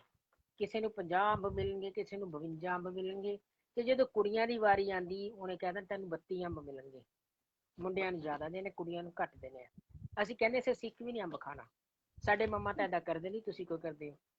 ਮਤਲਬ ਸਾਡੀ ਮਾਂ ਨੇ ਸਾਨੂੰ ਇੰਨੀ ਇੰਪੋਰਟੈਂਸ ਦਿੱਤੀ ਹੋਈ ਸੀ ਨਾ, ਸਾਨੂੰ ਕਦੇ ਮਹਿਸੂਸ ਨਹੀਂ ਹੋਇਆ ਅਸੀਂ ਕੁੜੀਆਂ, ਸਾਨੂੰ ਕਦੇ ਇਹ ਨਹੀਂ ਮਹਿਸੂਸ ਹੋਇਆ ਸਾਨੂੰ ਕਿਸੇ ਚੀਜ਼ ਦੀ ਕਮੀ ਹੈ। ਉਹਨਾਂ ਦੇ ਪਿਆਰ ਨੇ ਇੰਨਾ ਕੁ ਸਾਨੂੰ ਕਵਰ ਕੀਤਾ ਹੋਇਆ ਸੀ, ਮਤਲਬ ਸਾਨੂੰ ਕਦੇ ਕਿਸੇ ਚੀਜ਼ ਦੀ ਕਮੀ ਨਹੀਂ ਲੱਗੀ ਉੱਥੇ। ਜਿੰਨੇ ਵੀ ਹਾਲਾਤ, ਜਿਹੋ ਜਿਹੇ ਹਾਲਾਤ ਅਸੀਂ ਸੀ, ਬੜੇ ਖੁਸ਼ ਸੀ ਅਸੀਂ ਉੱਥੇ, ਬਹੁਤ ਖੁਸ਼ ਸੀਗੇ। ਔਰ ਬੜਾ ਸਾਤਵਿਕ ਸਾਡਾ ਰਹਿਣ ਸਹਿਣ ਸੀ। ਮੇਰੇ ਫਾਦਰ ਡੇਲੀ ਅਸੀਂ ਸ਼ਾਮ ਨੂੰ ਗੀਤਾ ਦਾ ਪਾਠ ਕਰਨਾ, ਉਹਨਾਂ ਨੇ ਸਾਨੂੰ ਸਭ ਦੇ ਗੀਤਾ ਦੇ ਪਾਠ ਦੇ ਸਾਰੇ ਮਤਲਬ ਸਮਝਾਣੇ, ਕਿਤਾਬ ਜਿਹੜੇ ਔਖੇ ਵਰਡਸ ਆਉਂਦੇ ਉਹਦੇ ਮਤਲਬ ਸਮਝਾਣੇ ਸਾਨੂੰ। ਅਸੀਂ ਇੱਕ ਜਣਾ ਪਾਠ ਕਰਦਾ, ਸਾਰੇ ਬੈਠ ਕੇ ਸੁਣਦੇ, ਔਰ ਮੇਰੇ ਮਦਰ ਖਾਣਾ ਬਣਾਈ ਜਾਂਦੇ, ਉਸੇ ਅਸੀਂ ਵਿਹੜੇ 'ਚ ਬਹਿ ਜਾਣਾ, ਮਦਰ ਸਾਹਮਣੇ ਰਸੋਈ 'ਚ ਖਾਣਾ ਬਣਾਉਂਦੇ ਹੁੰਦੇ ਸੀਗੇ। ਔਰ ਅਸੀਂ ਨਾਲ ਗੀਤਾ ਸੁਣਦੇ, ਨਾਲ ਹੀ ਇਹ ਦੇਖਣਾ ਕਿ ਕਰਮ ਜਿਹੜਾ ਕਰਨਾ ਬਹੁਤ ਜ਼ਰੂਰੀ ਹੈ। ਗੀਤਾ ਦਾ ਗਿਆਨ ਸੀ, ਕਰਮ ਕਰਨਾ ਬਹੁਤ ਜ਼ਰੂਰੀ ਹੈ। ਔਰ ਮੇਰੇ ਫਾਦਰ ਨੇ ਇਹੀ ਗੱਲ ਸਾਨੂੰ ਕਹੀ ਕਿ ਜਿਹੜਾ ਬੰਦਾ ਕਰਮ ਨਹੀਂ ਕਰਦਾ ਲਾਈਫ 'ਚ, ਉਹ ਕਾਮਯਾਬ ਨਹੀਂ ਹੋ ਸਕਦਾ। ਸੋ ਸੋਚ ਕੇ ਲੱਗਦਾ ਕਿ ਬਹੁਤ ਅੱਛਾ ਐਟਮੋਸਫੇਅਰ ਸੀ, ਬਹੁਤ ਅੱਛੇ ਸੰਸਕਾਰ ਮਿਲੇ, ਬੜਾ ਅੱਛਾ ਲੱਗਦਾ ਸੀ। ਤੁਸੀਂ ਵਿਦਿਆ ਤੇ ਨੌਕਰੀ, ਵਿਦਿਆ ਪ੍ਰਾਪਤੀ ਤੇ ਨੌਕਰੀ ਕਦੋਂ ਤੇ ਕਿੱਥੇ ਕੀਤੀ? ਮੈਂ ਤੁਸੀਂ ਦੇਖੋ ਵੀ ਮੈਂ ਪਟਿਆਲੇ ਹੀ ਪੜ੍ਹੀ ਥਰੂ ਆਊਟ, ਕਾਲਜ ਸਕੂਲ ਮੇਰਾ ਪਟਿਆਲੇ ਦਾ ਹੀ ਰਿਹਾ। ਕਿ ਮੈਂ BA ਕਰ ਰਹੀ ਸੀਗੀ, ਮੇਰਾ ਬ੍ਰਦਰ ਬੈਂਕ 'ਚ ਆਇਆ ਤਾਂ ਉਹਨੇ ਕਿਹਾ ਕਿ ਬੈਂਕ 'ਚ ਪੋਸਟਾਂ ਨਿਕਲੀਆਂ ਨੇ। ਮੇਰੀ ਸਿਸਟਰ ਨੇ MSc ਕੀਤੀ ਸੀਗੀ ਤੇ ਮੈਂ BA ਫਾਈਨਲ ਈਅਰ ਦੇ ਪੇਪਰ ਦੇ ਰਹੀ ਸੀ ਹਲੇ। ਮੇਰੀ ਸਿਸਟਰ ਨੇ ਪੇਪਰ ਦਿੱਤਾ 1 ਸਾਲ ਪਹਿਲਾਂ, ਤੇ ਮੇਰਾ ਬ੍ਰਦਰ ਕਹਿੰਦਾ ਤੂੰ ਪਿੱਛੇ ਕਿਉਂ ਰਹਿਣੀ ਆ, ਆਪਣੀ ਸਾਰੀ ਬੈਂਕਰਸ ਫੈਮਿਲੀ ਹੋ ਜਾਏ, ਤੂੰ ਵੀ ਪੇਪਰ ਬੈਂਕ ਦਾ ਦੇ ਦੇ। ਮੈਂ ਕਿਹਾ ਮੇਰੀ ਤਾਂ BA ਨਹੀਂ ਪੂਰੀ ਹੋਈ। ਕਹਿੰਦਾ ਜਦ ਤੱਕ ਪੇਪਰ ਰਹੀ ਤੂੰ ਫਾਰਮ ਭਰ, ਜਦ ਤੱਕ ਪੇਪਰ ਆਉਣੇ BA ਵੀ ਹੋ ਜਾਣੀ ਆ। ਕੀ ਹੋਇਆ ਮੈਮ, ਅਸੀਂ 19 ਬੰਦੇ ਸੀਗੇ ਸਾਡੇ ਏਰੀਏ 'ਚ, ਮੇਰੀ ਏਜ ਦੇ ਅਸੀਂ 19 ਮੈਂਬਰ ਸੀਗੇ, 19 ਦੇ 19 ਨੇ ਅਪਲਾਈ ਕੀਤਾ। ਤੇ ਸਾਨੂੰ ਨਾ ਘਰੋਂ ਘੱਟ ਜਾਣ ਦਿੰਦੇ ਸੀ ਕੁੜੀਆਂ ਨੂੰ, ਪੇਰੈਂਟਸ ਘਰੋਂ ਘੱਟ ਜਾਣ ਦਿੰਦੇ ਸੀਗੇ, ਕਿਸੇ ਦੇ ਜਾਣਾ ਰਹਿਣਾ ਅਲਾਊਡ ਨਹੀਂ ਸੀ ਬਹੁਤਾ। ਅਸੀਂ ਆਪਣੇ ਘਰ 'ਚ ਹੀ ਬਹੁਤ ਖੁਸ਼ ਸੀਗੇ। ਤੇ ਸਾਡੇ ਇੱਕ ਭਾਬੀ ਜੀ ਬਹੁਤ ਪਿਆਰ ਕਰਦੇ ਸੀ, ਅੰਬਾਲੇ ਸੀ ਉਹ। ਸਾਨੂੰ ਇਹ ਨਹੀਂ ਸੀ ਪਤਾ ਕਿੱਥੇ ਪੋਸਟਿੰਗ ਹੋਣੀ ਹੈ, ਕਿ ਅਸੀਂ ਇਹ ਭਾਬੀ ਜੀ ਨੂੰ ਮਿਲ ਕੇ ਆਣਾ, ਨਾਲ ਪੇਪਰ ਦੇ ਆਵਾਂਗੇ। ਅਸੀਂ ਅੰਬਾਲੇ ਗਏ, ਪੇਪਰ ਵੀ ਦੇ ਆਏ, ਔਰ ਭਾਬੀ ਜੀ ਨੂੰ ਮਿਲਿਆ, ਇੱਕ ਪਿਕਚਰ ਵੀ ਦੇਖ ਕੇ ਆਏ। ਮੈਂ ਔਰ ਮੇਰੇ ਬ੍ਰਦਰ ਦੋਨੋਂ ਚਲੇ ਗਏ। ਔਰ ਸਾਡੀ ਜੌਬ ਲੱਗਣ 'ਚ ਮੈਂ ਕਹਾਂ ਮੇਰੇ ਬ੍ਰਦਰ ਦਾ ਬਹੁਤ ਵੱਡਾ ਰੋਲ ਸੀਗਾ। ਉਹਨੇ ਸਾਨੂੰ ਮੋਟੀਵੇਟ ਕੀਤਾ, ਉਹਨੇ ਸਾਨੂੰ ਫਾਰਮ ਭਰਵਾਏ, ਉਹਨੇ ਸਾਡੀਆਂ ਬਾਅਦ ਵਿੱਚ ਜਿਹੜੀ ਸਾਡੀ ਸਿਕਿਉਰਿਟੀ ਹੁੰਦੀ ਸੀ, 1000 ਰੁਪਇਆ ਬੈਂਕ ਚਾਰਜ ਕਰਦਾ ਸੀ ਉਦੋਂ, ਉਹਨੇ ਸਾਡੀ ਸਿਕਿਉਰਿਟੀਆਂ ਭਰੀਆਂ। ਤੇ ਜਦੋਂ ਅਸੀਂ ਉੱਥੋਂ ਪੇਪਰ ਦੇ ਕੇ ਆ ਗਏ, ਮੇਰੇ ਫਾਦਰ ਨੇ ਮਹੀਨੇ ਕੁ ਬਾਅਦ ਕਿਹਾ ਕਿ ਜੀ ਰਿਜ਼ਲਟ ਆ ਗਿਆ ਤੇ ਲਿਆਓ ਰੋਲ ਨੰਬਰ। ਅਸੀਂ ਤਾਂ ਤਿਆਰੀ ਕਰਕੇ ਨਹੀਂ ਸੀ, ਅਸੀਂ ਤਾਂ ਭਾਬੀ ਨੂੰ ਮਿਲਣ ਗਏ ਸੀ। ਤੇ ਅਸੀਂ ਕਿਹਾ ਵੀ ਪਾਪਾ ਰੋਲ ਨੰਬਰ ਤਾਂ ਖੋ ਗਏ, ਵੀ ਪਤਾ ਨਹੀਂ ਹੁਣ ਕਿੱਥੇ ਰੱਖੇ ਗਏ। ਉਹ ਕਹਿੰਦੇ ਫੇਲ ਹੋ ਗਏ ਹੋਣੇ ਆ, ਤੁਸੀਂ ਤਿਆਰੀ ਚੱਜ ਨਾਲ ਕੀਤੀ, ਸੈਰ ਕਰਕੇ ਆਏ ਹੋਣੇ ਉੱਥੇ, ਇਸੇ ਕਰਕੇ ਤੁਹਾਨੂੰ ਰੋਲ ਨੰਬਰ ਭੁੱਲ ਗਏ। ਚਲੋ ਜੀ ਗੱਲ ਖਤਮ ਹੋ ਗਈ ਉਦੋਂ ਤਾਂ। ਤੇ ਹੋਇਆ ਕਿ ਦੀਵਾਲੀ ਦੇ ਉੱਤੇ ਸਾਡੇ ਬੜੇ ਕਾਰਡਸ ਆਏ, ਮੈਸੇਜਿਸ ਆਏ, ਦੀਵਾਲੀ ਦੇ ਮੈਸੇਜ ਆਉਂਦੇ, ਜਿਵੇਂ ਪਹਿਲਾਂ ਚਿੱਠੀਆਂ ਦਾ ਫੈਸ਼ਨ ਹੁੰਦਾ ਸੀ, ਕਾਰਡਾਂ ਦਾ ਫੈਸ਼ਨ ਹੁੰਦਾ ਸੀ, ਤਾਂ ਹੁਣ ਮੇਲ ਹੋ ਗਿਆ ਸਾਰਾ ਕੁਛ। ਹੁਣ ਤਾਂ ਚਿੱਠੀਆਂ ਸੁਪਨੇ ਹੋ ਗਏ ਨੇ, ਸੁਪਨੇ ਹੋ ਗਏ ਨੇ ਬਿਲਕੁਲ। ਤੇ ਉਦੋਂ ਨਾ ਇੱਕ ਖਾਕੀ ਰੰਗ ਦੀ ਚਿੱਠੀ, ਆਫੀਸ਼ੀਅਲ ਚਿੱਠੀ ਡਾਕੀਆ ਲੈ ਕੇ ਆਇਆ, ਤਾਂ ਉਹਨੇ ਮੇਰੇ ਕੋਲ 50-60 ਸਾਡੀ ਡਾਕ ਸੀਗੀ, ਤਿੰਨਾਂ ਭੈਣ ਭਰਾਵਾਂ ਦੀ ਡਾਕ ਆਈ, ਮੇਰੇ ਫਾਦਰ ਦੀ ਡਾਕ ਆਈ, ਤੇ ਉਹਦੇ 'ਚ ਇੱਕ ਖਾਕੀ ਲਿਫਾਫਾ ਆਇਆ। ਇਹ ਸਾਡਾ ਜਿਹੜਾ ਡਾਕੀਆ ਸੀ ਉਹ ਕਹਿੰਦਾ ਸਰ ਪਹਿਲਾਂ ਤੁਸੀਂ ਖਾਕੀ ਲਿਫਾਫਾ ਖੋਲੋ, ਮੇਰੇ ਫਾਦਰ ਨੂੰ ਕਹਿੰਦਾ। ਇਹ ਕਹਿੰਦਾ ਕੋਈ ਦਫ਼ਤਰੀ ਚਿੱਠੀ ਲੱਗਦੀ ਹੈ, ਮੇਰੇ ਫਾਦਰ ਕਹਿੰਦੇ ਸਹੀ ਹੈ ਗੱਲ ਤੇਰੀ ਯਾਰ, ਕਹਿੰਦੇ ਕਾਰਡ ਤਾਂ ਕਹਿੰਦੇ ਬਾਅਦ ਚ ਦੇਖਾਂਗੇ, ਦਫ਼ਤਰ ਦੀ ਚਿੱਠੀ ਪਹਿਲਾਂ ਪੜ੍ਹੀਏ ਕਿਹਦੀ ਹੈ। ਸ਼ਾਮ ਨੂੰ ਅਸੀਂ ਹਲੇ ਦੀਵਾਲੀ ਮਨਾਉਣੀ ਸੀ, ਉਹ ਦੀਵਾਲੀ ਵਾਲੇ ਦਿਨ ਤਾਂ ਲੈ ਕੇ ਆਂਦੇ ਕਿ ਇਹਨਾਂ ਨੂੰ ਦੀਵਾਲੀ ਵੀ ਮਿਲ ਜਾਂਦੀ ਹੈ ਨਾਲ। ਉਹ ਜਦੋਂ ਪੜ੍ਹਿਆ ਉਹ 'ਚ ਲਿਖਿਆ ਕਿ ਆਸ਼ਾ ਸ਼ਰਮਾ ਦੀ ਜਿਹੜੀ ਹੈਗੀ ਹੈ ਇੰਟਰਵਿਊ ਅੰਬਾਲੇ ਹੈਗੀ ਹੈ, ਉਸ ਦਿਨ ਇੰਟਰਵਿਊ ਵਾਸਤੇ ਆਓ, ਇਹਦਾ ਪੇਪਰ ਪਾਸ ਹੋ ਗਿਆ। ਔਰ ਮੈਨੂੰ ਇੰਨਾ ਕੁ ਅਜੀਬ ਲੱਗਿਆ, ਮੈਂ ਫਸਟ ਟਾਈਮ ਲਾਈਫ 'ਚ ਪੇਪਰ ਦਿੱਤਾ। ਅਸੀਂ ਤਾਂ ਮਜ਼ਾਕ ਮਜ਼ਾਕ ਹੀ ਪੇਪਰ ਦੇ ਆਏ ਸੀਗੇ, ਘਰ ਬੈਠ ਕੇ ਪੜ੍ਹੇ, ਕਿਤੇ ਕੋਚਿੰਗ ਨਹੀਂ ਲਿੱਤੀ, ਕੁਛ ਨਹੀਂ। ਔਰ ਮੇਰਾ ਪੇਪਰ ਪਾਸ ਹੋਇਆ। ਮੈਂ ਸਾਰਿਆਂ ਨੂੰ ਫੋਨ ਕਰਕੇ ਪੁੱਛਿਆ ਵੀ ਤੁਹਾਡਾ ਕੀ ਬਣਿਆ, ਤੁਹਾਡਾ ਕੀ ਬਣਿਆ। ਸਾਰੇ ਕਹਿੰਦੇ ਸਾਡੀ ਤਾਂ ਕੋਈ ਚਿੱਠੀ ਨਹੀਂ ਆਈ, ਸਾਡੀ ਤਾਂ ਕੋਈ ਚਿੱਠੀ ਨਹੀਂ ਆਈ। 5% ਰਿਜ਼ਲਟ ਆਇਆ ਸੀ, ਮੇਰਾ ਪਾਸ ਹੋ ਗਿਆ। ਤੇ it was a surprise for me. ਮੈਨੂੰ ਇਹ ਲੱਗਿਆ ਜਿਵੇਂ ਮਾਂ ਲక్ష్ਮੀ ਨੇ ਦੀਵਾਲੀ ਵਾਲੇ ਦਿਨ ਬਹੁਤ ਵੱਡਾ ਗਿਫਟ ਦਿੱਤਾ ਮੈਨੂੰ। ਔਰ ਉਸ ਤੋਂ ਬਾਅਦ ਮੈਂ ਇੰਟਰਵਿਊ ਤੇ ਗਈ। ਇੰਟਰਵਿਊ ਤੇ 5% ਬੰਦੇ ਸੀ, 95% ਸੀਟਾਂ ਖਾਲੀ ਸੀਗੀਆਂ। ਉਹ ਸਾਨੂੰ ਪੁੱਛੇ, ਉਹਨਾਂ ਨੇ ਪੁੱਛਿਆ ਕਿ ਤੁਹਾਡੀ ਹੌਬੀਜ਼ ਕੀ ਨੇ। ਅਸੀਂ ਕਿਹਾ ਕਿਸੇ ਨੇ ਕਿਹਾ ਸਿੰਗਿੰਗ ਹੈ, ਕਿਸੇ ਨੇ ਕਿਹਾ ਡਾਂਸਿੰਗ ਹੈ, ਕਿਸੇ ਨੇ ਕਿਹਾ ਰਾਈਟਿੰਗ ਹੈ। ਮੈਂ ਕਿਹਾ ਜੀ ਮੇਰੀ ਹੌਬੀ ਰਾਈਟਿੰਗ ਹੈ। ਤਾਂ ਉਹਨਾਂ ਨੇ ਕਿਹਾ ਕੋਈ ਪੋਇਮ ਸੁਣਾਓ, ਮੈਂ ਉੱਥੇ ਕੋਈ ਪੋਇਮ ਸੁਣਾਈ। 2-3 ਕੁਐਸਚਨ ਪੁੱਛੇ, ਮੇਰੀ ਸਿਲੈਕਸ਼ਨ ਹੋ ਗਈ। ਤੇ ਉਸ ਤੋਂ ਬਾਅਦ ਬੈਂਕ 'ਚ ਆ ਗਏ ਕਿ 60 ਸਾਲ ਦੀ ਉਮਰ 'ਚ ਬੈਂਕ 'ਚ ਜਾ ਕੇ ਰਿਟਾਇਰ। ਆਈ ਵਾਜ਼ ਦ ਯੰਗੈਸਟ ਵਨ। ਮੇਰਾ ਖਿਆਲ ਹੈ 21ਵਾਂ ਸਾਲ ਲੱਗਿਆ ਹੋਇਆ ਸੀ ਮੈਨੂੰ ਜਦੋਂ ਮੈਂ ਬੈਂਕ ਜੁਆਇਨ ਕਰ ਗਈ ਸੀਗੀ। ਔਰ ਉਸ ਤੋਂ ਬਾਅਦ ਮੈਂ ਬੈਂਕ 'ਚ ਹੀ ਰਹੀ। ਫਿਰ ਅੰਦਰ ਬੱਚੇ, ਉਸ ਤੋਂ ਬਾਅਦ ਸ਼ਾਦੀ ਹੋਈ। ਬਸ ਫਿਰ ਪ੍ਰਮੋਸ਼ਨ ਬੜੀ ਲੇਟ ਦਿੱਤੀ ਵੈਸੇ ਮੈਂ। ਇਹ ਮੇਰੀ ਕਹਾਣੀ ਸੀ ਕਿ ਮੇਰੀ ਕਿਸ ਤਰ੍ਹਾਂ ਬੈਂਕ ਦੀ ਜੁਆਇਨਿੰਗ ਹੋਈ, ਕਿਵੇਂ ਮੇਰੀ ਪੜ੍ਹਾਈ ਪੂਰੀ ਹੋਈ। ਪੜ੍ਹਾਈ 'ਚ ਤਾਂ ਸਾਨੂੰ 11ਵੀਂ ਤੱਕ ਤਾਂ ਕੋਈ ਔਖਾ ਹੀ ਨਹੀਂ ਹੋਇਆ। ਮੈਂ ਔਰ ਮੇਰੇ ਵੱਡੇ ਸਿਸਟਰ ਅਸੀਂ ਇੱਕੋ ਸਕੂਲ ਸੀਗੇ। ਔਰ ਬਚਪਨ 'ਚ ਪ੍ਰਾਇਮਰੀ ਤੱਕ ਮੈਂ ਔਰ ਮੇਰਾ ਬ੍ਰਦਰ, ਮੈਂ ਕੋਐਡ 'ਚ ਪੜ੍ਹੀ ਸੀਗੀ, ਅਸੀਂ ਇੱਕੋ ਸਕੂਲ ਸੀਗੇ। 6ਵੀਂ ਤੋਂ 11ਵੀਂ ਤੱਕ ਉੱਥੇ ਗਰਲਸ ਸਕੂਲ ਸੀਗਾ, ਉੱਥੇ ਅਸੀਂ ਪੜ੍ਹੇ। ਮੈਂ ਤੇ ਮੇਰੀ ਸਿਸਟਰ ਸੀਗੇ। ਸਿਸਟਰ ਮੇਰੇ ਤੋਂ 4-5 ਸਾਲ ਵੱਡੇ ਸੀ। ਉਹ ਸਕੂਲ ਕੰਪਲੀਟ ਕੀਤਾ। ਉਸ ਤੋਂ ਬਾਅਦ ਕਾਲਜ ਚਲੇ ਗਏ ਆਪਣੇ ਆਪਣੇ। ਕਾਲਜ ਤੋਂ ਨਿਕਲੇ ਹੀ ਸੀ ਹਲੇ, ਗ੍ਰੈਜੂਏਸ਼ਨ ਬਹੁਤ ਮੁਸ਼ਕਿਲ ਨਾਲ ਪੂਰੀ ਹੋਈ ਸੀਗੀ। ਉਹਦਾ ਰਿਜ਼ਲਟ ਆਇਆ, ਉਹਦਾ ਬੈਂਕ ਦੀ ਸਿਲੈਕਸ਼ਨ ਆ ਗਈ। ਬੈਂਕ ਜੁਆਇਨ ਕਰ ਲਿਆ। ਤੇ ਬਲਕਿ ਜਦੋਂ ਜੁਆਇਨ ਕੀਤਾ, ਪਰਿਵਾਰ ਦੇ ਰਿਸ਼ਤੇਦਾਰੀ 'ਚ ਬਹੁਤ ਉਹਨਾਂ ਨੂੰ ਆਬਜੈਕਸ਼ਨਸ ਹੋਈਆਂ ਕਿ ਤੁਸੀਂ ਜੀ ਕੁੜੀਆਂ ਤੋਂ ਨੌਕਰੀ ਕਰਾ ਰਹੇ ਹੋ, ਬੜੀ ਮਾੜੀ ਗੱਲ ਹੈ। ਵੀ ਕੁੜੀਆਂ ਨੂੰ ਨੌਕਰੀ ਤਾਂ ਉਦੋਂ ਕਰਾਉਂਦੇ ਜੇ ਘਰ 'ਚ ਰੋਟੀ ਮੁੱਕ ਜੇ। ਤੁਹਾਡੇ ਚੰਗੇ ਭਲੇ ਤੁਸੀਂ ਕਮਾ ਰਹੇ ਹੋ ਔਰ ਸਭ ਕੁਛ ਹੈਗਾ, ਤੁਸੀਂ ਨੌਕਰੀ ਕਿਉਂ ਕਰਾ ਰਹੇ ਹੋ। ਮੇਰੇ ਫਾਦਰ ਨੇ ਫਿਰ ਇੱਕ ਦਿਨ ਸਾਰਿਆਂ ਨੂੰ ਬੁਲਾਇਆ, ਰਿਸ਼ਤੇਦਾਰਾਂ ਨੂੰ, ਨਾਲੇ ਕਿਹਾ ਵੀ ਖਾਣਾ ਇੱਥੇ ਖਾਓ, ਡਿਸਕਸ਼ਨ ਕਰਾਂਗੇ। ਫਿਰ ਸਮਝਾਇਆ ਕਿ ਤੁਹਾਨੂੰ ਅੱਜ ਸ਼ਾਇਦ ਔਖਾ ਲੱਗੇ ਕਿ ਮੈਂ ਕੁੜੀਆਂ ਨੂੰ ਨੌਕਰੀ ਕਰਵਾ ਰਿਹਾ, ਕਿਉਂਕਿ ਸਾਡੀ ਵਿਚਾਰਧਾਰਾ ਓਦਾਂ ਬਣੀ ਹੋਈ ਹੈ। ਉਹਨਾਂ ਨੇ ਕਿਹਾ ਵੀ ਮੈਂ ਸਾਰੀ ਜ਼ਿੰਦਗੀ ਇਕੱਲਾ ਕਮਾਉਂਦਾ ਸੀ ਤੇ ਗੁਜ਼ਾਰੇ ਔਖੇ ਹੁੰਦੇ ਸੀ। ਇੱਕ ਬੱਚੇ ਦੀ ਫੀਸ ਦੇਤੀ, ਦੂਜੇ ਲਈ ਸੋਚਣਾ ਪੈਂਦਾ ਸੀ। ਇਕੱਠੀ ਫੀਸ ਆਉਣੀ ਹੈ ਸਭ ਦੀ 3-3 ਮਹੀਨੇ ਬਾਅਦ, ਇਕੱਠੀਆਂ ਕਿਤਾਬਾਂ ਲੈਣੀਆਂ ਨੇ। ਤੇ ਬੱਚੇ ਦੋਨੋਂ ਕਮਾਉਣਗੇ, ਕਮ ਸੇ ਕਮ ਆਪਣਾ ਗੁਜ਼ਾਰਾ ਤਾਂ ਅੱਛੀ ਤਰ੍ਹਾਂ ਕਰ ਲੈਣਗੇ ਨਾ। ਤੇ ਫਿਰ ਜਦੋਂ 10 ਸਾਲ ਹੋਏ, ਵਾਕਈ ਸਾਡੇ ਪਰਿਵਾਰ ਨੂੰ ਲੱਗਿਆ ਕਿ ਬਹੁਤ ਸਹੀ ਡਿਸੀਜ਼ਨ ਸੀ ਉਹਨਾਂ ਦਾ ਉਸ ਟਾਈਮ ਦਾ। ਕਿਉਂਕਿ ਉਹਨਾਂ ਨੇ ਜਦੋਂ ਆਪਣੇ ਬੱਚੇ ਵਿਆਹੇ, 10ਵੀਂ ਪਾਸ ਕਰਤੀ, ਕੁੜੀਆਂ 11ਵੀਂ ਪਾਸ ਕਰਤੀ, ਸ਼ਾਦੀ ਕਰਤੀ, ਤੇ ਲਿਵਿੰਗ ਦਾ ਔਰ ਥਿੰਕਿੰਗ ਦਾ, ਅਪਬ੍ਰਿੰਗਿੰਗ ਦਾ, ਹਾਊਸ ਕੀਪਿੰਗ ਦਾ, ਹਰ ਚੀਜ਼ 'ਚ ਬਹੁਤ ਫਰਕ ਸੀ। ਬਹੁਤ ਜ਼ਿਆਦਾ ਫਰਕ ਸੀਗਾ। ਜੋ ਸਾਡੀ ਸੋਚ ਦਾ ਦਰ ਹੈ, ਜੋ ਸਾਡੀ ਬੱਚਿਆਂ ਨੂੰ ਪੜ੍ਹਾਉਣ ਦਾ ਤਰੀਕਾ ਸੀ, ਜੋ ਸਾਡਾ ਹਾਊਸ ਕੀਪਿੰਗ ਦਾ ਤਰੀਕਾ ਸੀ, ਬਹੁਤ ਫਰਕ ਸੀਗਾ। ਫਿਰ ਉਹਨਾਂ ਨੇ ਕਿਹਾ ਵੀ ਤੁਹਾਡੇ ਫਾਦਰ ਨੇ ਬਹੁਤ ਸਹੀ ਟਾਈਮ ਤੇ ਸਹੀ ਡਿਸੀਜ਼ਨ ਲਿਆ। ਔਰ ਅੱਜ ਵੀ ਮੈਂ ਆਪਣੇ ਫਾਦਰ ਨੂੰ ਆਪਣੇ ਗੁਰੂ ਵਾਂਗੂ ਪੂਜਦੀ ਹਾਂ। ਮੈਂ ਅੱਜ ਤੱਕ ਗੁਰੂ ਨਹੀਂ ਮਨਾਇਆ, ਕਿਉਂਕਿ ਮੈਨੂੰ ਉਹਨਾਂ ਤੋਂ ਅੱਛਾ ਇਨਸਾਨ ਜ਼ਿੰਦਗੀ 'ਚ ਲੱਭਿਆ ਨਹੀਂ ਕੋਈ। ਬਹੁਤ ਗ੍ਰੇਟ ਇਨਸਾਨ ਸੀ, ਬਹੁਤ ਗ੍ਰੇਟ ਇਨਸਾਨ। ਬਹੁਤ ਵਧੀਆ। ਅੱਛਾ, ਤੁਸੀਂ ਤੁਹਾਡੀ ਜਿਹੜੀ ਸਾਹਿਤਕ ਸਿਰਜਣਾ ਹੈ ਉਹਦੀ ਪ੍ਰਕਿਰਿਆ ਬਾਰੇ ਦੱਸੋ। ਔਰ ਇਹ ਦੱਸੋ ਕਿ ਸਾਹਿਤ ਸਿਰਜਣਾ ਤੁਹਾਨੂੰ ਵਿਰਾਸਤ 'ਚ ਮਿਲੀ। ਇਸ ਤਰ੍ਹਾਂ ਸੀ, ਮੈਂ ਬਚਪਨ 'ਚ ਨਾ ਜਦੋਂ ਪੇਪਰ ਹੁੰਦੇ ਸੀ ਨਾ, ਐਨੂਅਲ ਐਗਜ਼ਾਮ ਹੋਣੇ, ਸਾਡੇ 2-3 ਮਹੀਨੇ ਬਾਅਦ ਰਿਜ਼ਲਟ ਆਉਂਦਾ ਹੁੰਦਾ ਸੀਗਾ ਨੈਕਸਟ ਐਡਮਿਸ਼ਨ ਲਈ। ਤੇ ਉਹਨਾਂ ਦਿਨਾਂ 'ਚ ਅਸੀਂ ਫ੍ਰੀ ਹੁੰਦੇ ਸੀਗੇ ਤੇ ਕਦੇ ਮੈਂ ਸਕੈਚਿੰਗ ਕਰ ਲੈਣੀ, ਕਦੇ ਜਿਹੋ ਜਿਹੀ ਆਵਾਜ਼ ਸੀ ਗਾਣੇ ਗਾ ਲੈਣੇ। ਪਰ ਅਸੀਂ ਘਰੋਂ ਤਾਂ ਬਾਹਰ ਘੱਟ ਨਿਕਲਦੇ ਸੀਗੇ, ਬਹੁਤ ਘੱਟ ਜਾਂਦੇ ਸੀ, ਰਿਸ਼ਤੇਦਾਰਾਂ ਦੇ ਨਹੀਂ ਜਾਂਦੇ ਸੀਗੇ। ਜਿੱਥੇ ਵੀ ਜਾਣਾ ਫਾਦਰ ਨੇ ਸਾਨੂੰ ਹਿਲ ਸਟੇਸ਼ਨ ਲੈ ਕੇ ਜਾਣਾ, ਪਰਿਵਾਰ ਨਾਲ ਜਾਣਾ, ਸੈਰ ਕਰਨ ਜਾਣਾ ਫਾਦਰ ਨਾਲ ਜਾਣਾ, 3 ਭੈਣ ਭਰਾਵਾਂ ਨੇ ਇਕੱਠੇ ਜਾਣਾ, ਮੰਦਰ ਜਾਣਾ ਮਦਰ ਨਾਲ ਜਾਣਾ। ਕਿਤੇ ਇਕੱਲੇ ਨਹੀਂ ਸੀ ਜਾਂਦੇ ਤੇ ਘਰ ਬੈਠੀ ਜੋ ਚੰਗਾ ਲੱਗਦਾ ਸੀ ਕਰੀ ਜਾਂਦੇ ਸੀਗੇ। ਹੋਇਆ ਕਿ ਮੈਂ 1-2 ਕਹਾਣੀਆਂ ਲਿਖੀਆਂ ਤੇ ਮੈਂ ਟ੍ਰਿਬਿਊਨ 'ਚ ਭੇਜਤੀਆਂ। ਇੱਕ ਪੰਜਾਬ ਸੌਰਵ ਸਾਡੇ ਇੱਕ ਰਸਾਲਾ ਆਉਂਦਾ ਸੀਗਾ ਲੈਂਗੁਏਜ ਡਿਪਾਰਟਮੈਂਟ ਦੇ, ਉੱਥੇ ਭੇਜਤੀਆਂ। ਮੇਰੀ ਸਿਲੈਕਸ਼ਨ ਹੋ ਗਈ ਉੱਥੇ। ਉਹਨਾਂ ਨੇ, ਹਾਂਜੀ, ਉਹਦੇ 'ਚ ਸੌਰਵ ਸੀ ਇੱਕ ਰਸਾਲਾ, ਇਹਦਾ ਲੈਂਗੁਏਜ ਡਿਪਾਰਟਮੈਂਟ ਦਾ ਨਿਕਲਦਾ ਸੀਗਾ, ਪੰਜਾਬ ਸੌਰਵ। ਉਸ ਮੇਰੀਆਂ ਕਵਿਤਾਵਾਂ, ਕਹਾਣੀਆਂ ਗਈਆਂ ਤੇ ਇਹਨਾਂ ਨੇ ਬੜੀ ਵਧੀਆ ਤਰੀਕੇ ਨਾਲ ਚੈਟ ਕਰਨੀਆਂ। ਔਰ ਜਦੋਂ ਟ੍ਰਿਬਿਊਨ ਚ ਗਏ, ਟ੍ਰਿਬਿਊਨ ਵਾਲਿਆਂ ਨੇ ਤਾਂ 50 ਰੁਪਏ ਨਾਲ ਇਨਾਮ ਵੀ ਭੇਜਤਾ।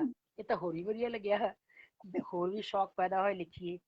ਪਰ ਹੋਇਆ ਕੀ ਉਦੋਂ, ਮੈਂ 2 ਕਹਾਣੀਆਂ ਲਿਖੀਆਂ ਸੀ, ਦੋਨੋਂ ਹੀ ਮੇਰੀ ਲਾਈਫ 'ਚ ਸੱਚਮੁੱਚ ਘਟ ਗਈਆਂ। ਜੋ ਮੈਂ ਕਹਾਣੀ ਲਿਖੀ ਸੀ ਇੱਕ ਬੱਚੇ ਦੇ ਬਾਰੇ 'ਚ, ਉਹ ਬੱਚੇ ਦੀ ਸੱਚਮੁੱਚ ਉਸ ਲਾਈਫ 'ਚ ਉਦਾਂ ਹੀ ਉਹ ਇੰਸਟਾਂਸ ਹੋ ਗਿਆ। ਤੇ ਮੇਰੇ ਵਾਸਤੇ ਬੜਾ ਵੱਡਾ ਸ਼ੌਕ ਸੀ। ਮੈਨੂੰ ਐਂ ਲੱਗਿਆ ਕਿ ਮੈਨੂੰ ਲਿਖਣਾ ਨਹੀਂ ਚਾਹੀਦਾ, ਜੋ ਮੈਂ ਲਿਖਦੀ ਹਾਂ ਸੱਚਮੁੱਚ ਮੇਰੇ ਵਿਚਾਰੇ ਇਰਦ ਗਿਰਦ ਕਿਤੇ ਨਾ ਕਿਤੇ ਗੱਲ ਵਾਪਰ ਜਾਂਦੀ ਹੈ। ਮੈਂ ਆਪਣੇ ਫਾਦਰ ਨੂੰ ਕਿਹਾ ਕਿ ਜੋ ਮੈਂ ਕਹਾਣੀ ਲਿਖੀ ਸੀ ਤਾਂ ਸਹੀ ਕਹਾਣੀ, ਤੁਸੀਂ ਪੜ੍ਹੋ ਮੇਰੀ ਕਹਾਣੀ। ਸੇਮ ਚੀਜ਼ ਇੱਥੇ ਵਾਪਰ ਗਈ ਹੈ ਕਿ ਮੈਨੂੰ ਤਾਂ ਡਰ ਲੱਗਣ ਲੱਗ ਗਿਆ ਆਪਣੇ ਆਪ ਤੋਂ ਵੀ, ਆਪਣੀ ਰਾਈਟਿੰਗ ਤੋਂ ਵੀ। ਤੇ ਮੇਰੇ ਫਾਦਰ ਕਹਿੰਦੇ ਤੇਰੀ ਕੰਸਨਟ੍ਰੇਸ਼ਨ 'ਚ ਮਤਲਬ ਜੋ ਤੂੰ ਸੋਚਦੀ ਹੈ ਉਹ ਗੱਲ ਸੱਚ ਹੋ ਜਾਂਦੀ ਹੈ। ਉਹਨਾਂ ਨੇ ਇਹ ਗੱਲ ਮੈਨੂੰ ਕਹੀ ਤੇ ਕਹਿੰਦੇ ਜੋ ਤੂੰ ਸੋਚਦੀ ਹੈ ਉਹ ਗੱਲ ਸੱਚ ਹੋ ਜਾਂਦੀ ਹੈ, ਇਸ ਕਰਕੇ ਤੂੰ ਅੱਛਾ ਸੋਚਿਆ ਕਰ, ਮਾੜਾ ਨਾ ਸੋਚਿਆ ਕਰ। ਜੇ ਤੈਨੂੰ ਇਸ ਗੱਲ ਤੋਂ ਡਰ ਲੱਗਦਾ ਤੂੰ ਮਾੜੇ ਪਾਸੇ ਵੱਲ ਸੋਚਣਾ ਬੰਦ ਕਰ ਦੇ। ਹੋਇਆ ਕਿ ਉਸ ਬੱਚੇ ਦੀ ਡੈਥ ਹੋ ਗਈ ਸੀ, ਹੀ ਵਾਜ਼ ਯੰਗ। ਆਪਣੇ ਪੇਰੈਂਟਸ ਨੇ ਬੜੀ ਔਖਾ ਉਹਨੂੰ ਪੜ੍ਹਾਇਆ ਸੀਗਾ। ਜਿੱਦਣ ਉਹਦੀ ਸਿਲੈਕਸ਼ਨ ਦੀ ਲੈਟਰ ਆਈ ਉਸ ਬੱਚੇ ਦੀ ਡੈਥ ਹੋ ਜਾਂਦੀ ਹੈ।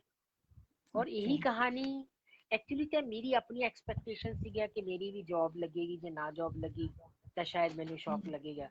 ਉਹ ਗੱਲ ਕਿਸੇ ਹੋਰ ਤੇ ਜਾ ਕੇ ਜਦੋਂ ਪੂਰੀ ਹੋ ਗਈ ਤਾਂ ਇਟ ਵਾਜ਼ ਅ ਬਿਗ ਸ਼ੌਕ ਫॉर ਮੀ। ਮੈਨੂੰ ਬੜਾ ਅਜੀਬ ਲੱਗਿਆ। ਮੇਰਾ ਭਤੀਜਾ ਸੀ, ਉਹ ਮੇਰੀ ਭਰਜਾਈ ਸੀ, ਮਤਲਬ ਭੂਆ ਦਾ ਪੋਤਾ ਸੀ, ਮਤਲਬ ਉਹਦੀ ਡੈਥ ਹੋਈ ਜਦੋਂ, ਤੇ ਬਹੁਤ ਸ਼ੌਕਿੰਗ ਸੀਗਾ ਮੇਰੇ ਵਾਸਤੇ। ਤਾਂ ਮੈਂ ਉਸ ਤੋਂ ਬਾਅਦ ਲਿਖਣਾ ਬੰਦ ਕਰਤਾ।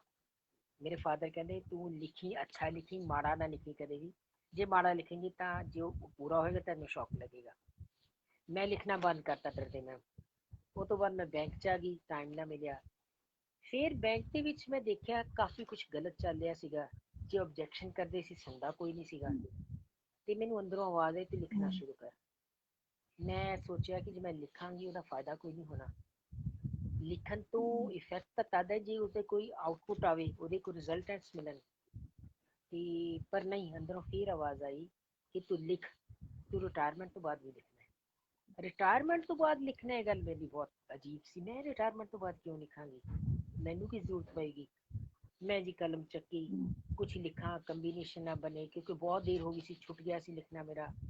ਮੈਂ ਬੈਂਕ 'ਚ ਆਉਣ ਤੋਂ ਪਹਿਲਾਂ ਕਦੇ ਲਿਖਿਆ ਸੀ, ਰਿਟਾਇਰਮੈਂਟ 'ਚ ਮੇਰੇ ਸਾਰੇ 7-8 ਸਾਲ ਰਹਿ ਗਏ ਸੀਗੇ। ਤੇ ਮੈਂ ਕਿਹਾ ਇੰਨੇ ਸਾਲ ਜਦੋਂ ਲਿਖਿਆ ਨਹੀਂ ਕਿਵੇਂ ਲਿਖਾਂ, ਨਹੀਂ ਗੱਲ ਬਣੀ। ਚਲੋ ਜੀ ਬਿਲਕੁਲ ਮੈਂ ਛੱਡਤਾ। ਉਹੀ ਗੱਲ ਹੋਈ ਜਦੋਂ ਮੈਂ ਰਿਟਾਇਰ ਹੋਈ ਤੇ ਜਦੋਂ ਫ੍ਰੀ ਸੀ ਟਾਈਮ ਬਹੁਤ ਜ਼ਿਆਦਾ, ਤੇ ਫਿਰ ਮੈਂ ਕਲਮ ਚੱਕੀ, ਮੈਂ ਲਿਖਣਾ ਸ਼ੁਰੂ ਕੀਤਾ। ਮੈਂ ਪਹਿਲੀ ਉਸ ਸਮੇਂ ਜਿਹੜੀ ਲਿਖੀ ਕਵਿਤਾ ਮੇਰੀ ਉਹ ਪ੍ਰਾਰਥਨਾ ਸੀ, ਮੈਂ ਤੁਹਾਡੇ ਨਾਲ ਸਾਂਝਾ ਕਰਦੀ ਹਾਂ ਉਹ। ਔਰ ਜਦੋਂ ਮੇਰੀ ਪ੍ਰਾਰਥਨਾ ਪੂਰੀ ਹੋਈ, ਮੈਂ ਲਿਖੀ, ਮੈਨੂੰ ਬਹੁਤ ਅੱਛਾ ਲੱਗਿਆ। ਮੈਂ ਹਿੰਦੀ 'ਚ ਲਿਖਣਾ ਸ਼ੁਰੂ ਕੀਤਾ ਸੀਗਾ ਪਹਿਲਾਂ, ਨਾਲ ਫਿਰ ਮੈਂ ਸਾਹਿਤਕ ਸਭਾਵਾਂ ਆਫਟਰ ਰਿਟਾਇਰਮੈਂਟ ਸ਼ੁਰੂ ਕੀਤੀਆਂ, ਜਾਣਾ ਸ਼ੁਰੂ ਕੀਤਾ। ਮੈਂ ਪੰਜਾਬੀ 'ਚ ਵੀ ਲਿਖਿਆ। मेरी पहली कविता सी जी, एक प्रार्थना। मुझ पे रहमत बरसाओ, गजल कहनी है, मुझे रास्ता दिखाओ, गजल कहनी है, जहन में रोशनी भर जाओ, गजल कहनी है, रूह को शब्द दे जाओ, गजल कहनी है। तुम हो जाने गजल, ईमाने गजल, शाने गजल, मेरे शेरों में सिमटाओ, गजल कहनी है। इस गजल का आगाज तुम हो, शुक्रिया। इस गजल का आगाज तुम हो, परवाज तुम हो, सच पूछो तो मेरी इस लेखनी का एक राज तुम हो। सच पूछो तो मेरी इस लेखनी का एक राज तुम हो। तेरे होने से होती है सुबह मेरी, तेरे होने से रोशन है जिंदगी मेरी। तू है तो सब नूर है, तेरा ही सब जरूर है। जिधर देखूं तुझे देखूं, तेरे होने का सब असर देखूं। ये दुनिया जो है तेरे होने का एक सबूत है, इसके दुख और सुख तेरे इंसाफ के सबूत हैं। तू है तो जिंदा है इंसानियत, तू है तो जिंदा है इंसानियत, दूर रहती है सच्चाई से हैवानियत। जुल्म की छड़ी को टूटना है, जुल्म की छड़ी को टूटना है, रहमत की फुहार को फूटना है। मेरी फरियाद की पुकार हो तुम, अपनी रहमत की एक फुहार हो तुम। मेरी फरियाद की एक पुकार हो तुम, अपनी रहमत की एक फुहार हो तुम। जर्रे जर्रे में तुम जाहिर हो, बहुत जर्रे जर्रे में जबरदस्त। तुम जाहिर हो, मैं हैरान हूँ फिर भी सबसे तुम किस तरह बाहर हो। मैं हैरान बहुत हूँ बढ़िया। फिर भी इन सब से तुम किस तरह बाहर हो। मैं हैरान हूँ तेरे इन जलवों को देखकर, खुश भी हूँ तेरे वादों को सोचकर। तुम जो भी करते हो लाजवाब होता है, जिसमें ना कोई पर्दासार होता है, ना कोई बेनकाब होता है।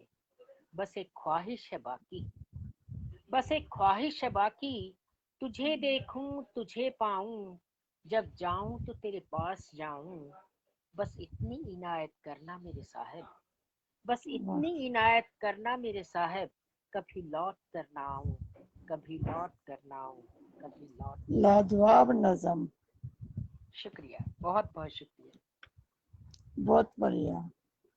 तो ਤੁਸੀਂ मैम ਬੈਂਕ ਮੈਨੇ, ਹਾਂਜੀ ये नज़म ਦੱਸ। मैं 1 महीने च पूरी की सी।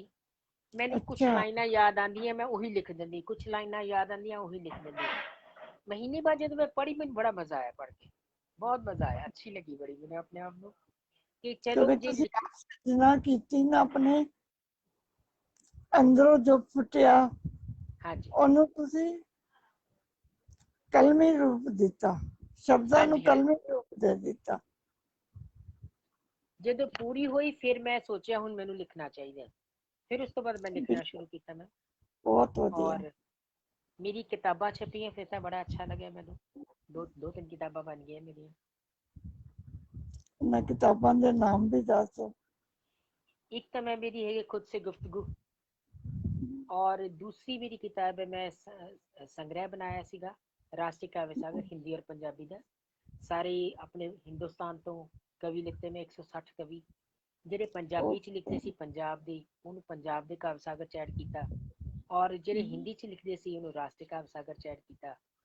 ਸੋ ਇਸ ਤਰ੍ਹਾਂ ਮੇਰੀ ਪੂਰੀ ਕਿਤਾਬ ਬਣੀ, 200-250 ਪੇਜ ਦੀ ਕਿਤਾਬ ਹੈ ਉਹ ਵੀ। और हुनी ਅੱਛਾ, मेरी तीसरी किताब छप रही है मंजिल, मंजिल किताब मेरी बड़ी जल्दी मार्केट च आ जाएगी। हाँ जी वो भी पोइट्री है मेरी, काव्य संग्रह है मेरा।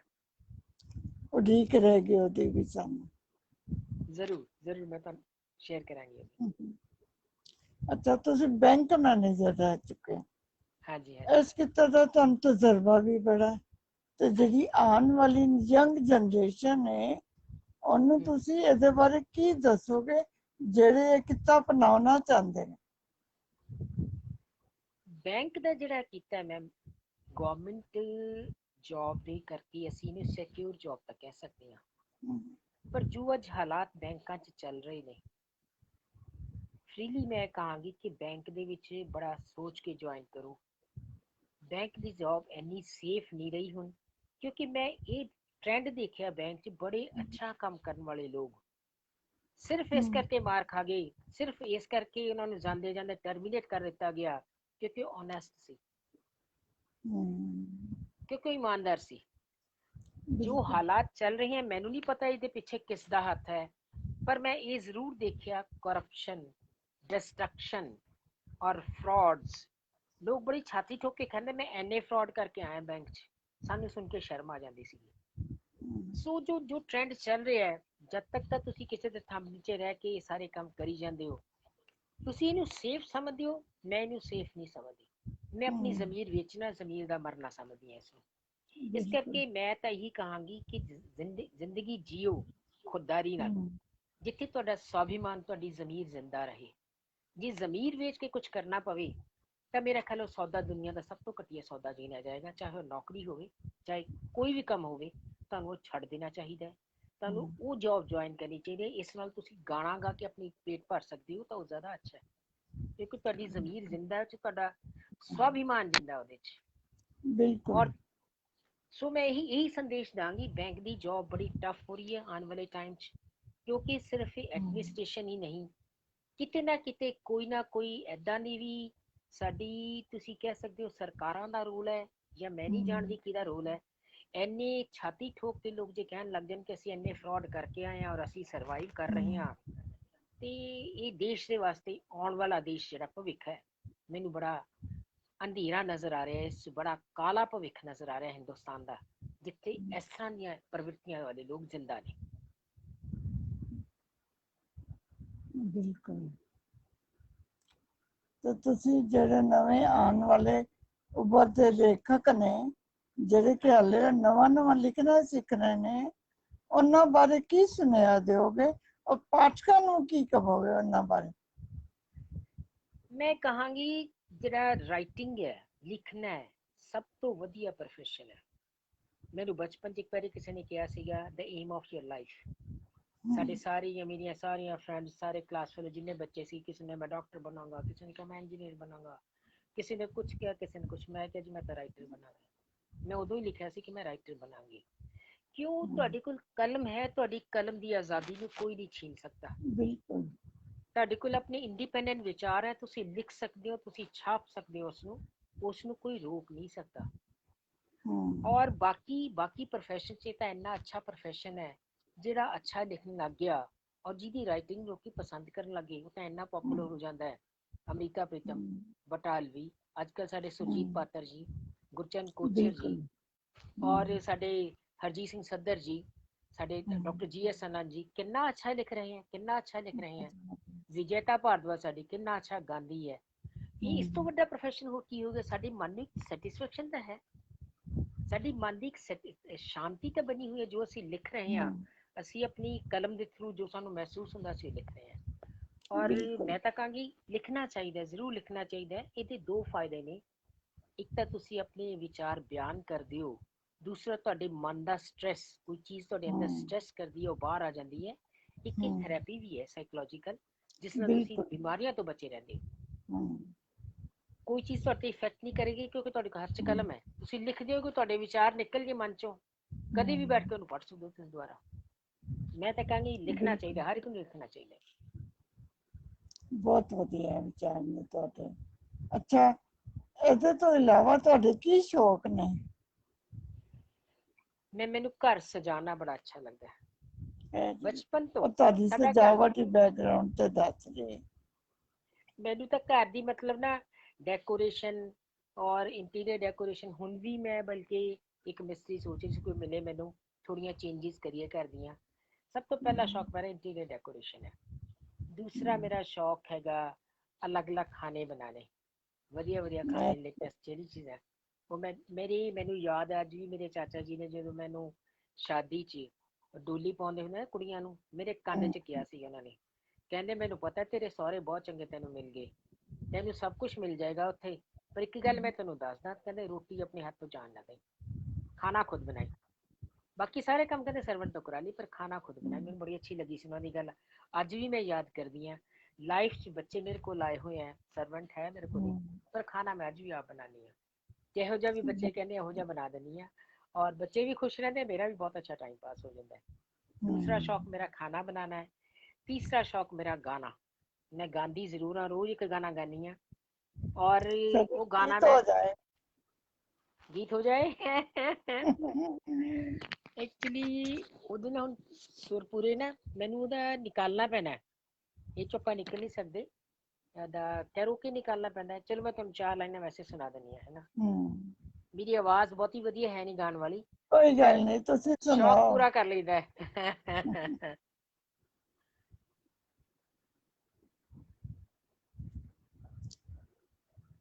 जिंदगी का सफर है ये कैसा सफर, कोई समझा नहीं, कोई जाना नहीं, है ये कैसी डगर, चलते हैं सब मगर, कोई समझा नहीं, कोई जाना नहीं। ये कैरोके ਦਾ ਸ਼ੁਕਰੀਆ। ਕੈਰੋਕੇ ਦਾ ਸਾਡੇ ਕੋਲ ਮਿਊਜ਼ਿਕ ਆ ਜਾਂਦਾ ਹੈ, ਫਿਰ ਅਸੀਂ ਆਪਣੀ ਆਵਾਜ਼ ਨਹੀਂ ਗਾਉਂਦੇ ਹਾਂ, ਉਹ ਮਿਊਜ਼ਿਕ ਦੇ ਨਾਲ ਰਿਦਮ ਬੜਾ ਬਣ ਜਾਂਦਾ ਹੈ। ਔਰ ਇਸ ਨਾਲ ਇੱਕ ਹੋਰ ਫਾਇਦਾ ਹੀ ਹੁੰਦਾ ਮੈਮ, ਜੇ ਤੁਸੀਂ ਲੰਬੀ ਸੁਰ 'ਚ ਗਾਉਂਦੇ ਹੋ, ਤੁਹਾਨੂੰ ਚੈਸਟ ਪ੍ਰੋਬਲਮ, ਲੰਗਸ ਦੀ ਪ੍ਰੋਬਲਮ, ਹਾਰਟ ਅਟੈਕ, ਇਹ ਚੀਜ਼ਾਂ ਤੋਂ ਬਚੇ ਰਹਿੰਦੇ ਹੋ, ਕਿਉਂਕਿ ਜਿਹੜੀ ਆਕਸੀਜਨ ਅੰਦਰ ਜਾਂਦੀ ਹੈ ਔਰ ਉਨੀ ਹੀ ਪ੍ਰੈਸ਼ਰ ਨਾਲ ਬਾਹਰ ਆਉਂਦੀ ਹੈ। ਸਿੰਗਿੰਗ ਮੈਂ ਕਹਿੰਦੀ ਹਾਂ ਨਹੀਂ ਵੀ ਸ਼ੌਕ ਤਾਂ ਵੀ ਜ਼ਰੂਰ ਗਾਓ, ਇਹ ਤੁਹਾਨੂੰ ਬਿਮਾਰੀਆਂ ਤੋਂ ਬਚਾਉਂਦਾ ਹੈ। ਔਰ ਫਿਰ ਬਾਕੀ ਮੈਮ ਮੈਨੂੰ ਨਵੀਂ ਬੈਡਸ਼ੀਟਸ ਖਰੀਦਣਾ ਬੜਾ ਸ਼ੌਕ ਹੈ। ਮੈਂ ਬੜੇ ਮਹੀਨੇ ਕੁ ਬਾਅਦ ਬੈਡਸ਼ੀਟ ਚੇਂਜ ਕਰਾਂ, ਮੇਰੇ ਹਸਬੈਂਡ ਕਹਿੰਦੇ ਪੁਰਾਣੀਆਂ ਪਹਿਲਾਂ ਸੁੱਟ ਕੇ ਆ। ਐਨੇ ਤੂੰ ਸਾਰੇ ਨਾ ਸਾਰੇ ਬੈੱਡ ਭਰਤੇ ਬੈਡਸ਼ੀਟਾਂ ਨਾਲ, ਸਾਰੀਆਂ ਸੁੱਟ ਕੇ ਆ ਪਹਿਲਾਂ, ਫਿਰ ਨਵੀਆਂ ਲੈ ਕੇ ਦਿਆਂਗਾ। ਮੈਂ ਫਿਰ ਕਹਿੰਦੀ ਨਹੀਂ ਇਹ ਤਾਂ ਲੇਟੈਸਟ ਟ੍ਰੈਂਡ ਦੀ ਨਹੀਂ ਹੈ, ਇਹ ਬੈਡਸ਼ੀਟ ਦਾ ਰੰਗ ਫੇਡ ਹੋ ਗਿਆ। ਕਹਿੰਦੇ ਫਿਰ ਦੇ ਜਾ ਕੇ ਪਹਿਲਾਂ ਸਾਰਿਆਂ ਨੂੰ, ਰੱਖਣ ਨੂੰ ਤਾਂ ਜਗ੍ਹਾ ਹੋਵੇ ਘਰ 'ਚ, ਕਿਤੇ ਰੱਖੇਗੀ ਕਿਤੇ। ਹਾਲੇ ਵੀ ਮੇਰੀਆਂ 2 ਬੈਡਸ਼ੀਟਸ ਨਵੀਆਂ, ਮੈਂ ਇੱਥੇ ਗਈ ਸੀ ਕਸੌਲੀ ਘੁੰਮਣ, ਉੱਥੋਂ ਲੈ ਕੇ ਆਈ ਸੀ। ਬਹੁਤ ਬਹੁਤ ਸੋਹਣੇ ਡਿਜ਼ਾਈਨ ਦੀਆਂ ਸੀਗੀਆਂ। ਮੇਰੀਆਂ ਟੈਚੀਆਂ ਵਾਲੀ ਉਸ ਖਾਨੇ 'ਚ ਪਈਆਂ, ਕਿਉਂਕਿ ਬੈੱਡ ਦੇ ਅੰਦਰ ਰੱਖਣ ਨੂੰ ਜਗ੍ਹਾ ਨਹੀਂ ਸੀਗੀ। ਸੋ ਮੈਨੂੰ ਏਦਾਂ ਦੇ ਸ਼ੌਕ ਹੈ। ਔਰ ਗਾਣਾ ਲਿਖਣਾ, ਮਸਤੀ ਕਰਨਾ, ਬਸ ਏਦਾਂ ਨਹੀਂ ਹੈ। ਜਾਂ ਫਿਰ ਵੱਧ ਤੋਂ ਵੱਧ ਅਸੀਂ ਘੁੰਮਣ ਚਲੇ ਜਾਂਦੇ ਹਾਂ। ਅੱਜ ਕੱਲ੍ਹ ਹਾਲਾਤ ਅੱਛੇ ਨਹੀਂ, ਇਸ ਲਈ ਘੁੰਮਦੇ ਨਹੀਂ ਹੈਗੇ ਬਾਹਰ। ਹਾਂਜੀ ਨਹੀਂ ਤਾਂ ਹਰ ਸਾਲ ਬੱਚਿਆਂ ਦੀ ਛੁੱਟੀਆਂ 'ਚ ਅਸੀਂ ਕਿਤੇ ਨਾ ਕਿਤੇ ਜਾਂਦੇ ਹੁੰਦੇ ਸੀ। ਔਰ ਮੇਰੇ ਬੱਚਿਆਂ ਨੇ ਆਲਮੋਸਟ ਆਲ ਇੰਡੀਆ ਦੇਖਿਆ ਹੋਇਆ, ਮੈਂ ਵੀ ਆਲਮੋਸਟ ਸਾਰਾ ਇੰਡੀਆ ਹਿੰਦੁਸਤਾਨ ਘੁੰਮਿਆ। ਕਦੇ ਇਹਨਾਂ ਨੂੰ, ਮੇਰੇ ਹਸਬੈਂਡ ਨੂੰ ਮਿਲ ਜਾਂਦਾ ਸੀ LTC, ਕਦੇ ਮੈਨੂੰ ਮਿਲ ਜਾਂਦਾ ਸੀਗਾ, ਬਿਲਕੁਲ ਅਸੀਂ ਬੱਚਿਆਂ ਨੂੰ ਲੈ ਕੇ ਜਾਂਦੇ ਸੀਗੇ। ਹੁਣ ਬੱਚੇ ਕਹਿੰਦੇ ਆ ਕਿ ਮੰਮਾ ਜੇ ਜਾਣਾ ਹੈ ਤਾਂ ਫੋਰਨ ਕੰਟਰੀ ਘੁੰਮ ਕੇ ਆਵਾਂਗੇ, ਹਿੰਦੁਸਤਾਨ ਦਾ ਸਾਰਾ ਦਿਖਾਤਾ ਤੁਸੀਂ। ਬਿਲकुल ਸੋ ਬਸ ਇਹੀ ਏਦਾਂ ਦੇ ਸ਼ੌਕ ਨਾਲ ਜ਼ਿੰਦਗੀ ਅੱਜ ਤੱਕ ਕੱਟ ਲਈ। ਆਉਣ ਵਾਲਾ ਟਾਈਮ ਵੀ ਉਮੀਦ ਕਰਦੇ ਅੱਛਾ ਰਹੇਗਾ। बिल्कुल अच्छा रहेगा जी। सारियां गुड विशेस ਤੁਹਾਡੇ ਨਾਲ ਨੇ। बहुत बहुत शुक्रिया मैम, बहुत बहुत शुक्रिया फॉर द विशेस। ਤੇ और ਤੁਸੀਂ एक मैंने ਹਾਂ, तीसरा मैम, एक मेरा जरा सब तो वधिया शौक यही है, मैं जिंदगी च बड़े औखे बड़े सौखे टाइम सारे देखे, पर मैं किसी भी टाइम ਨੂੰ ਆਪਣੇ ਆਪ ਤੇ ਹਾਵੀ ਨਹੀਂ ਹੋਣ ਦਿੱਤਾ। ਜੇ ਮੈਨੂੰ ਬਹੁਤ ਵਧੀਆ। ਕਦੇ ਮੁਸ਼ਕਿਲ ਟਾਈਮ ਆਇਆ, ਉਸ ਵੇਲੇ ਮੈਂ ਆਪਣਾ ਰੂਟੀਨ ਕਰਦੀ ਸੀ, ਪਰਮਾਤਮਾ ਨੂੰ ਯਾਦ ਕਰਦੀ ਸੀ। ਮੈਂ ਬਸ ਇੱਕੋ ਗੱਲ ਕਹਿੰਦੀ ਸੀ, ਇਹ ਵੀ ਤੇਰੀ ਦਾਤ ਹੈ ਦਾਤਾ।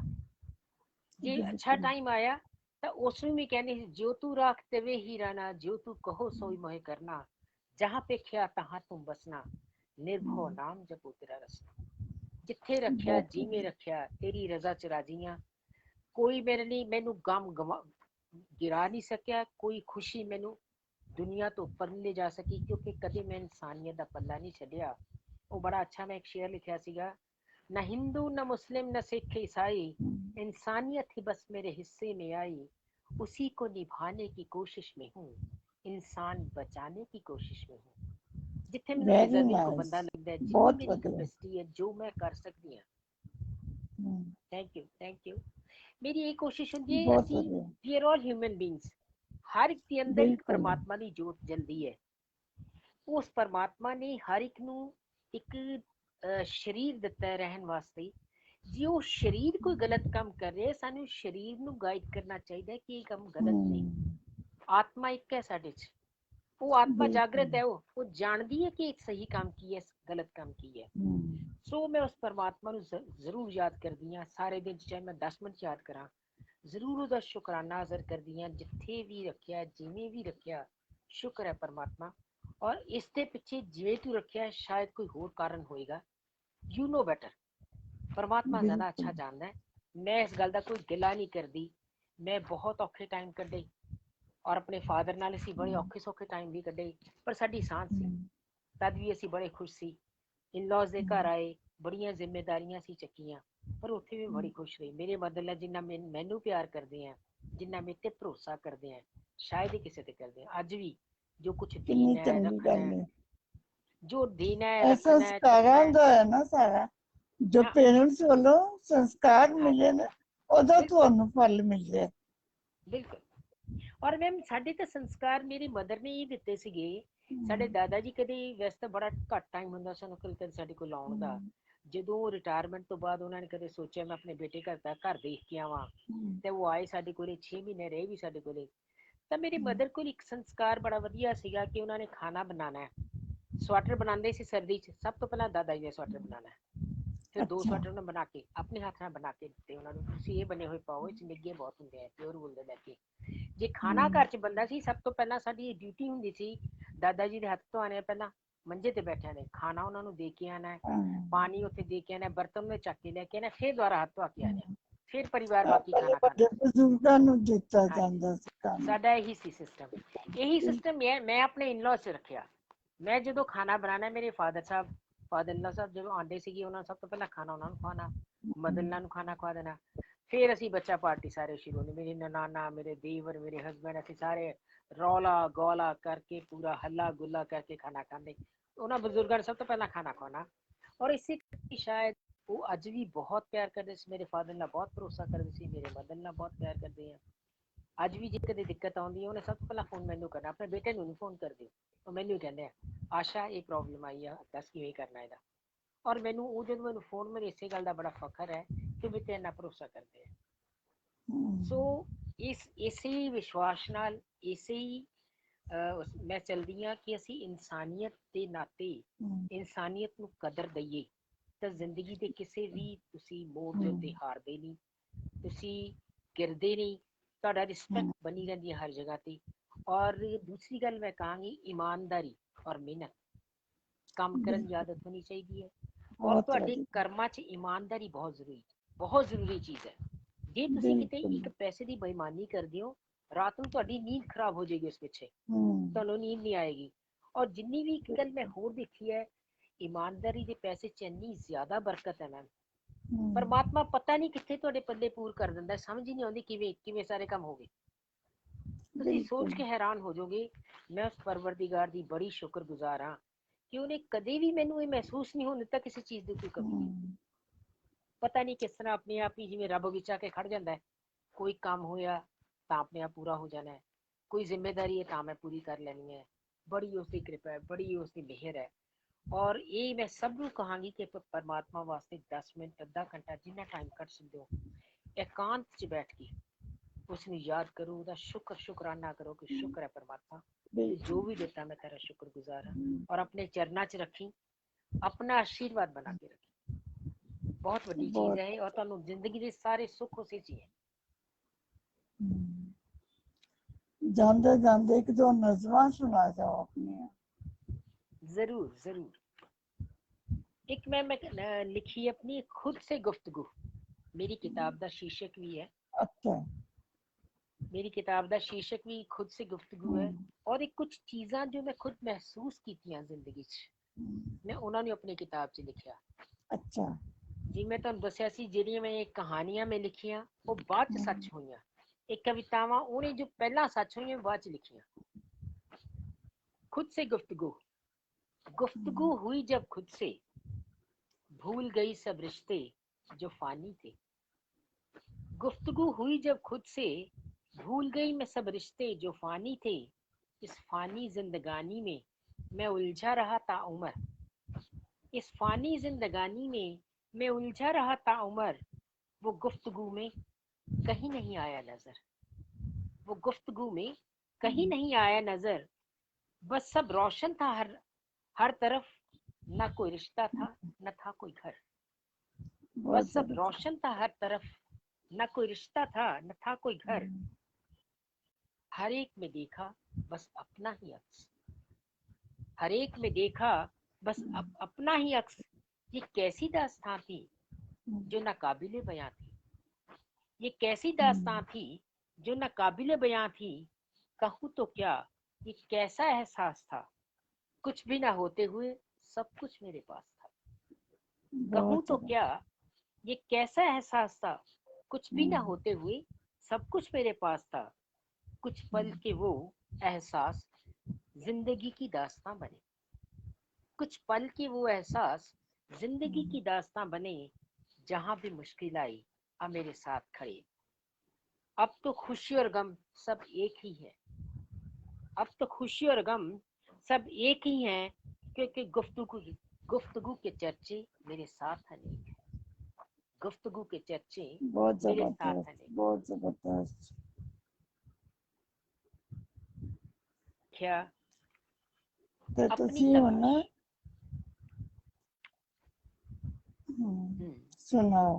सुनाओ। धरती समंदर आकाश में हूँ, धरती समंदर आकाश में हूँ। मानो मैं अपनी तलाश में, मानो मैं अपनी तलाश में हूँ। कलम के बहते जज्बात में हूँ, आस्था के गहरे ख्यालात में हूँ। समंदर की मानो रवानी में हूँ, हवाओं की बहती कहानी में हूँ। फूलों की बिखरी सुगंध में हूँ, लहराती डाली के आनंद में हूँ, टूटते अरमानों की आवाज में हूँ, टूट के जुड़ने के आगाज में हूँ, लगता है हर जगह पसरा हूँ मैं, लगता है हर जगह पसरा हूँ मैं, इसीलिए सब तरफ बिखरा हूँ मैं, रोशनी पुंज का आधार हूँ मैं, खुशियों का गुलजार हूँ मैं, पाना यूं मुझको नहीं आसान, करना पड़ता है सब कुछ कुर्बान, पाले जो बस एक झलक मेरी, पाले जो बस एक झलक मेरी, फिर बाकी ना रहे कुछ मैं और मेरी, फिर बाकी ना रहे कुछ मैं और मेरी। जद इंसान अपने आप ਨੂੰ ਢੂੰਡ ਲੈਂਦਾ ਹੈ, ਸਵੈਰੂਪ ਨੂੰ ਦੇਖ ਲੈਂਦਾ ਮੈਂ ਕੀ ਚੀਜ਼ਾਂ, ਫਿਰ ਕਿਸੇ ਚੀਜ਼ ਨਾਲ ਮੋਹ ਨਹੀਂ ਰਹਿੰਦਾ ਉਹਨੂੰ, ਅਟੈਚਮੈਂਟ नहीं रहता। बिल्कुल खुद ही को कर बुलंद इतना कि हर तकदीर से पहले खुदा बंदे से खुद पूछे, बताते ही रजा क्या। बहुत खूब, बहुत खूब।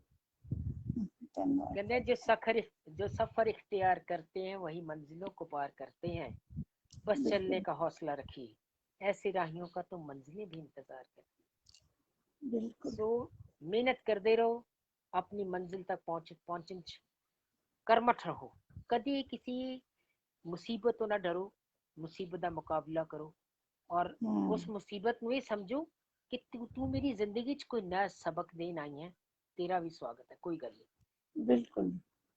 और वो मुसीबत ਤੁਹਾਡੀ ਸਾਥੀ ਬਣ ਜਾਂਦੀ ਹੈ ਆਪਣੇ ਆਪ ਹੀ, ਔਰ ਤੁਹਾਨੂੰ ਜ਼ਿੰਦਗੀ ਦਾ ਰਸਤਾ ਵੀ ਦਿੰਦੀ ਹੈ, ਔਰ ਉਹ ਮੁਸੀਬਤ ਤੁਹਾਨੂੰ ਕਦੇ ਮੁਸੀਬਤ ਵੀ ਨਹੀਂ ਲੱਗਦੀ। ਪੋਜ਼ਿਟਿਵ ਥਿੰਕਿੰਗ, ਮਿਹਨਤ ਕਰਨਾ, ਈਮਾਨਦਾਰੀ, ਇਹ ਚੀਜ਼ਾਂ ਨਹੀਂ ਜਿਹੜੀਆਂ ਤੁਹਾਨੂੰ ਲਾਈਫ 'ਚ ਕਾਮਯਾਬ ਕਰਦੀਆਂ। ਬਿਲਕੁਲ, ਬਹੁਤ ਬਹੁਤ ਸ਼ੁਕਰੀਆ ਤੁਹਾਡਾ, ਤੁਹਾਡੀ ਲਾਈਫ ਦੀ ਪੋਜ਼ਿਟਿਵ ਅਪਰੋਚ ਦੇਖ ਕੇ ਤੁਹਾਨੂੰ ਸੈਲੂਟ ਕਰਨ ਨੂੰ ਦਿਲ ਕਰਦਾ।